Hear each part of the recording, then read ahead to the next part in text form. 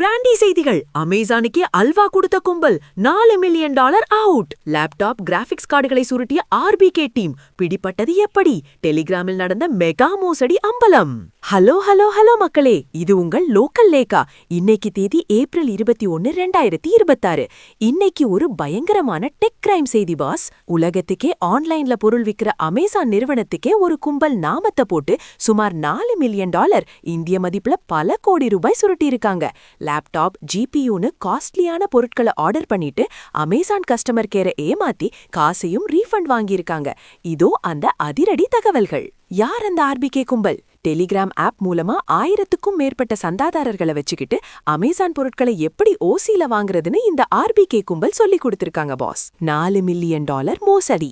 2023 பிப்ரவரியிலிருந்து இப்போ வரைக்கும் சுமார் $40 லட்சம் மதிப்பிலான பொருட்களை ரீஃபண்ட் முறைகேடு மூலமா இந்த கும்பல் ஏமாத்திருக்காங்கன்னு அமேசான் புகார் சொல்லியிருக்கு.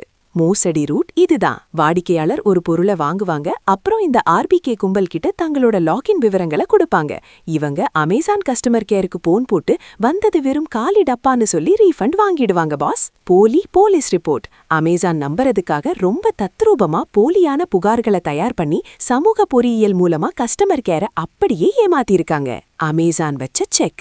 அமேசான் நிறுவனத்தோட ஒரு துப்பறியும் அதிகாரி ஒரு சாதாரண கஸ்டமர் மாதிரி போய் பிளே ஸ்டேஷன் போர்ட்டலை வாங்கி இந்த கும்பலை தொடர்பு கொண்டு அவங்களோட திருட்டுத்தனத்தை கையும் களவுமா பிடிச்சிட்டாரு பாஸ். Kazakhstan master mind.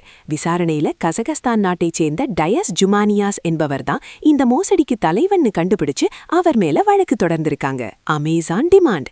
இந்த மோசடியை கண்டுபிடிக்க மட்டும் $75,000 சுமார் 62 லட்சம் ரூபாய் செலவானதாகவும் அந்த பணத்தையும் சேர்த்து நஷ்ட ஈடா தரணும்னு அமேசான் கோர்ட்டுல முறையிட்டிருக்காங்க பாஸ். அமேசான்ல நடந்த இந்த மெகா மோசடிய பாக்கும்போது நம்ம தளபதி விஜய் சார் ஒரு படத்துல சொன்ன அந்த மாஸ் டயலாக் தான் ஞாபகம் வருது பாஸ். திருடனுக்கு தேல் கொட்டுனா சத்தம் வராதுன்னு நினைப்பான், ஆனா அந்த தேல் கொட்டினதுக்கு பின்னாடி வர்ற வலிதான் அவனுக்கு சரியான தண்டனையா இருக்கும்.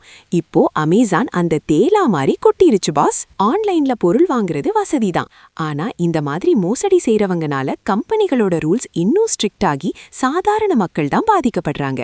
இத பத்தி நீங்க என்ன நினைக்கிறீங்க? உங்க கருத்தை கமெண்ட் பண்ணுங்க.